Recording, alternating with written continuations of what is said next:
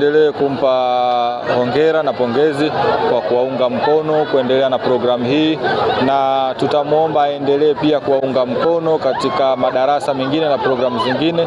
Binafsi tumesikia faraja, yeye sio mbunge wa jimbo hili, lakini ameona atie baraka zake na mkono wake ili elimu hii iendelee kusambaa katika maeneo mbalimbali ya visiwa vya Unguja na Pemba. La mwisho kumalizia, una lipi la kuambia wananchi wa jimbo hili la Dimani ikifika siku ya tarehe 29 Oktoba? Wananchi wa jimbo la Dimani na waomba siku ya tarehe 29 wajitokeze kwa wingi, waamshane, wakumbushane, lakini kubwa zaidi wasije wakatoa vitambulisho vyao kwa watu sio sahihi, kwa sababu kuna watu ambao hawana nia njema wanaenda kuwalaghai au kuwarubuni kwa kuambia kwamba wanachukua vitambulisho vile kwa ajili ya kwenda kuwasaidia kupiga kura, ili hali wana nia ovu. Vitambulisho vile wasivitoe, wawe navyo na wajitokeze kwa wingi siku ya tarehe 29 kwenda kukichagua Chama cha Mapinduzi, kwani ile ni demokrasia na ni haki yao.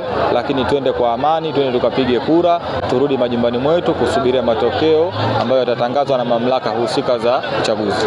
Mheshimiwa, nikushukuru sana kwa muda wako. Asante sana. Nashukuru sana Dijong kwa kuja katika jimbo la Dimani. Asante.